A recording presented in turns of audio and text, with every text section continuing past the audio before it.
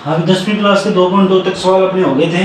2.3 है प्रश्नावली, उसमें कुछ प्रमेय हैं और ये इंपॉर्टेंट भी होती है, पेपर में आएगी, पक्का आती है। इनमें सवाल 100% आता है और 2 नंबर का सवाल पक्का आएगा। एक प्रमेय √2, √3, √5, ये सवाल हैं, 3 उदाहरण हैं या प्रमेय हैं जो भी है। अब आपको मैं पहले बता देता हूँ थोड़ा सा कि 2.2 तक जितना मैंने काम करवा दिया है वो आप कंप्लीट कर लें अपनी फेयर कॉपी के अंदर। होमवर्क जो भी आपको दिया जाता है, जो जितने सवाल करवाए जाते हैं या जितने सवाल मैं कह देता हूँ सेम है, वो तुम्हें खुद करने हैं घर पे जाके, और तुम घर पे जाके इसकी प्रैक्टिस करोगे। आपकी संडे की कॉपी चेक होगी, जैसे टाइम मिलेगा उसका टेस्ट भी लिया जाएगा और ये पूरा वर्क होना चाहिए। आप इसमें कोई भी एक्सक्यूज नहीं रखोगे। जो भी आपकी प्रॉब्लम है, जो आपको सवाल नहीं आता है, तो वो आप कमेंट बॉक्स में लिख दें।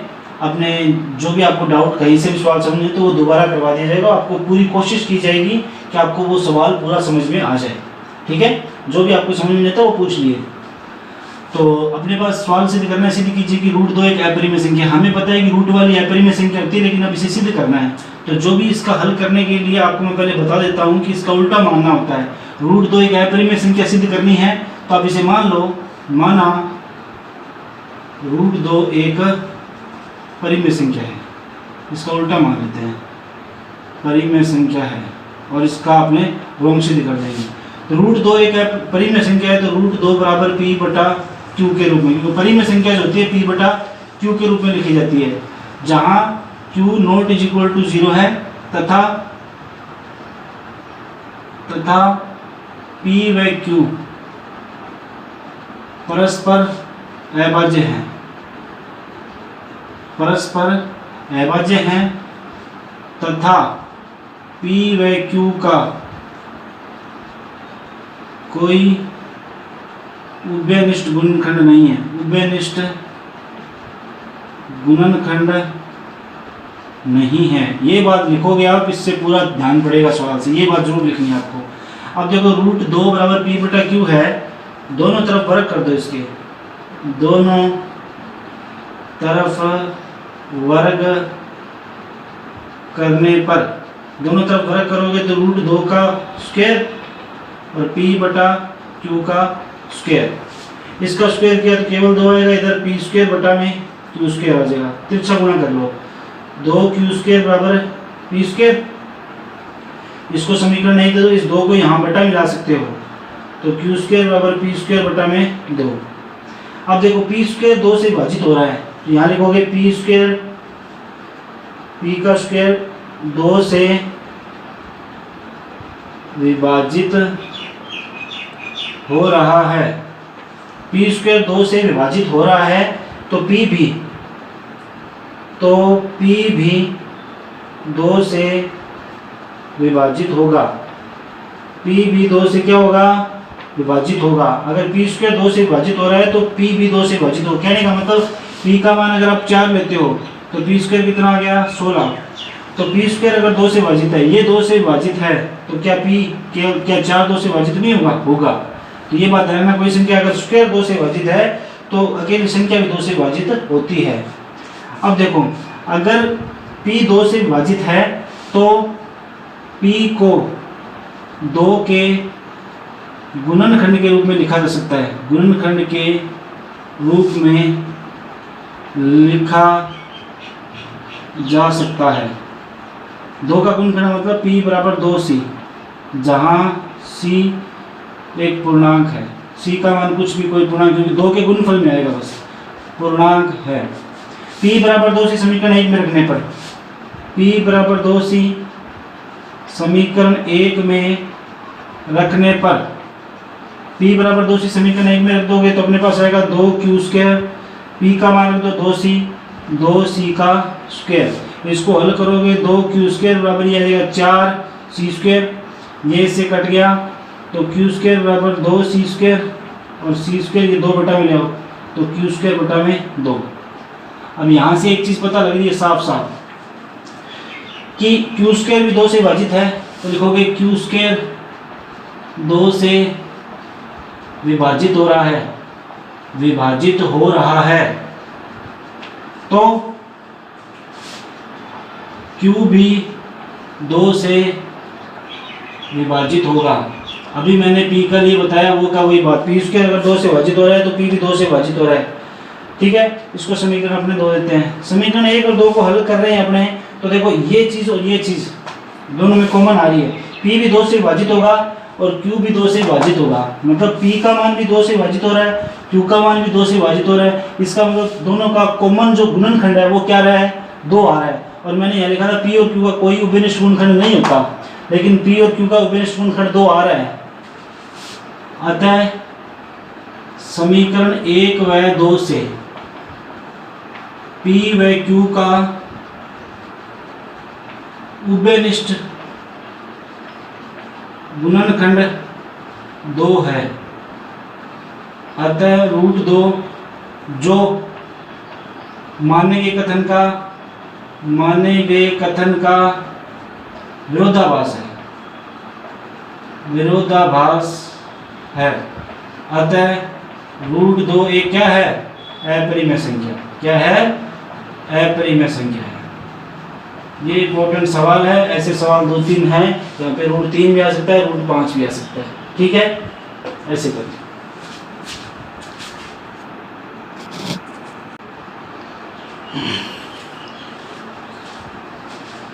और मैं आगे वाली है √5 एक अपरिमेय संख्या है, √2, √3 और √5 ये 3 सवाल एक जैसे ही हैं बिल्कुल। मैं एक और करवा देता हूँ आपको। √5 एक अपरिमेय संख्या है, तो देखो इसका हल। अगर अपरिमेय संख्या तो मान लो, माना √5 एक परिमेय संख्या है, परिमेय संख्या है, तो √5 को आप क्या लिख सकते हो, p/q के रूप में। आप लिखोगे जहाँ q ≠ 0 तथा p व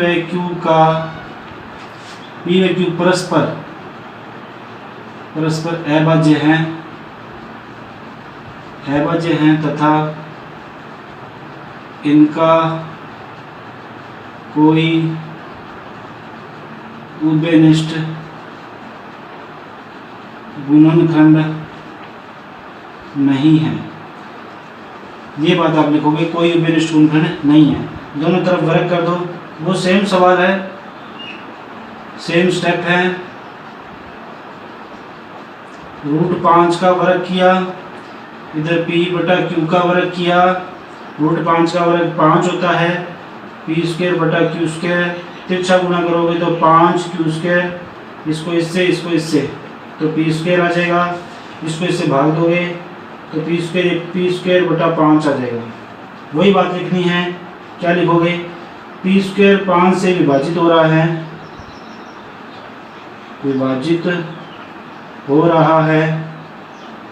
तो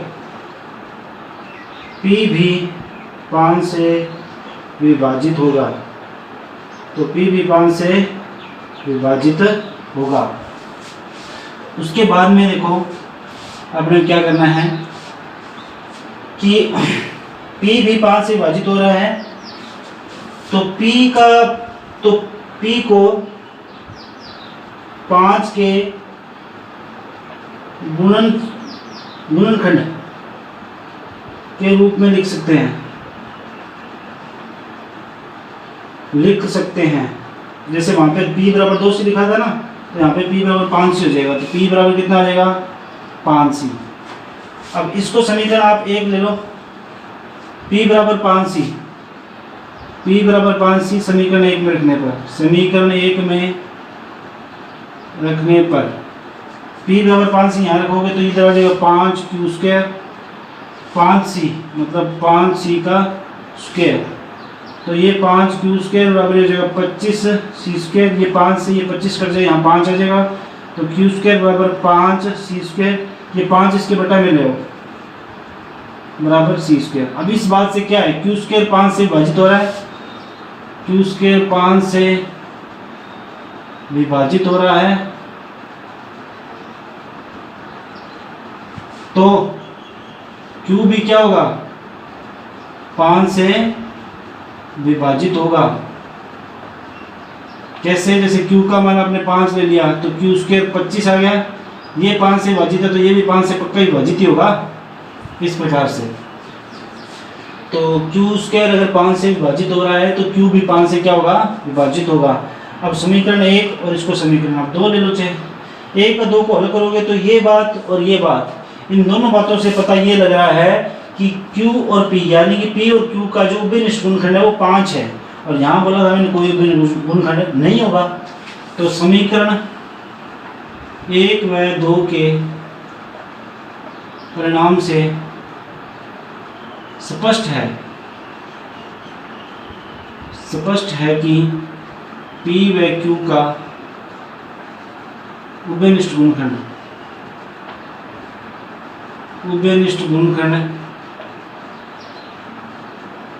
5 है। उभयनिष्ठ गुणनखंड क्या है, 5 है। तो इसे क्या लिख सकते हैं अपने, उभयनिष्ठ गुणनखंड 5 है, जो कि पूर्व में माने गए कथन का विरोधाभास है। क्यों है, क्योंकि मैंने माना था कोई उभयनिष्ठ गुणनखंड नहीं होगा, जहाँ हो रहा है विरोधाभास है। अतः √5 एक क्या है, अपरिमेय संख्या है, अपरिमेय संख्या है। ये अपने पास सवाल है, सेम टू सेम उसी प्रकार से सवाल है। ठीक है,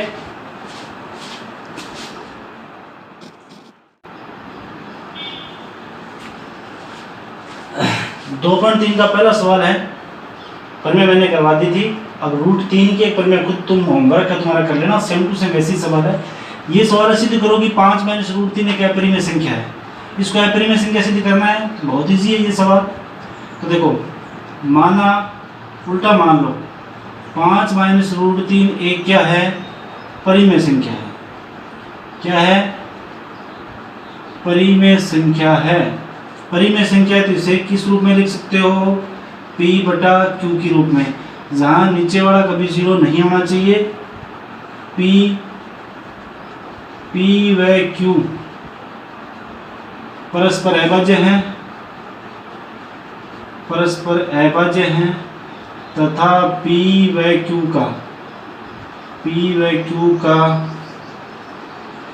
कोई उभयनिष्ठ गुणनखंड नहीं होगा, कोई उभयनिष्ठ गुणनखंड नहीं होगा। ये बात सभी सवालों में लिखनी है, जहाँ तुम ये लिख देते हो। अब देखो 5 - √3 है, इसको आप इधर लेके जाओ, इसको इधर ले आओ, इस P/Q को इधर लेके आओ तो -P/Q, और इस √3 को लेके जाओगे उधर। एलसीएम लोगे तो 5Q - P/Q और बराबर √3। अब देखो P और Q परस्पर क्या थे, अभाज्य थे, और कोई न कोई पूर्णांक होते हैं। P व Q लिख दो यहाँ, P व Q अभाज्य पूर्णांक है। अब यहाँ पे कोई संख्या रखोगे, मान लो आपने यहाँ 3 रख दिया, यहाँ पे 7 रख दिया, 15 - 7 कितने रह गए, 15 में से 7 चला गया 8, 8/7 अपने पास परिमेय संख्या मिलेगी। ये P/Q का रूप है, मतलब A/B का या P/Q का रूप है।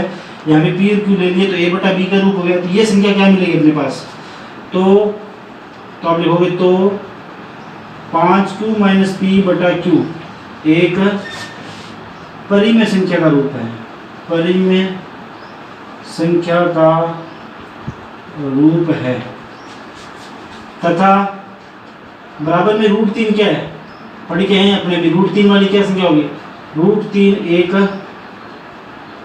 अपरिमेय संख्या है, अपरिमेय संख्या है। ये परिमेय और ये अपरिमेय दोनों बराबर कभी हो सकते हैं, नहीं हो सकते। तो कथन गलत है, ये दोनों बराबर नहीं हो सकते। तो सत्य क्या होगा, 5 - √3, तो 5 - √3 एक क्या होगी संख्या, अपरिमेय संख्या होगी, अपरिमेय संख्या होगी। क्या होगी, अपरिमेय संख्या होगी। ये बात ध्यान रखना। ये पहला सवाल था, इजी सवाल था। ठीक है,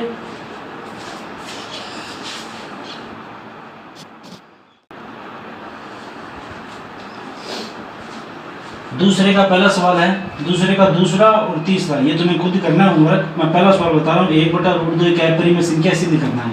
प्रश्नावली का है दूसरे का पहला सवाल, 1/√2 एक अपरिमेय संख्या है। वही माना 1/√2 एक परिमेय संख्या है,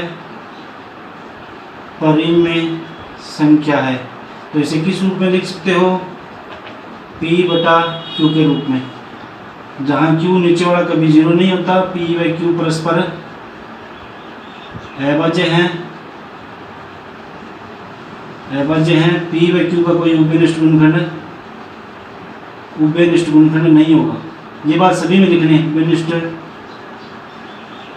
गुणनखंड नहीं होगा। ठीक है, अब दोनों तरफ वर्ग कर दो, दोनों तरफ वर्ग करने पर, वर्ग करोगे तो 1/√2 का वर्ग किया इधर और P/Q का वर्ग किया इधर। तो 1/√2 मतलब 1/2 और P² बटा में Q²। तिरछा गुना करोगे तो Q² और P² 2, ये 2 इसके बटा में ले आओ, Q² बटा में 2 और अपने पास आ जाएगा P²। वही बात है, Q² 2 से विभाजित है, विभाजित है, तो Q भी 2 से विभाजित होगा। बता चुका हूँ सवाल में, विभाजित होगा। तो अपने को Q को 2C के रूप में लिख सकते हैं। देखो Q² अगर 2 से विभाजित है, Q भी 2 से विभाजित होगा ही होगा। इसको समीकरण आप 1 ले लो, इसको समीकरण 1 ले लिया आपने। तो Q को अपने 2C के रूप में लिख सकते हैं, मतलब Q बराबर 2C के रूप में लिखने पर, क्योंकि Q 2 के गुणनखंड के रूप में लिखा जा सकता है। Q बराबर 2C समीकरण 1 में रखने पर, समीकरण 1 में रखने पर वो का वही मेथड है, सेम टू सेम।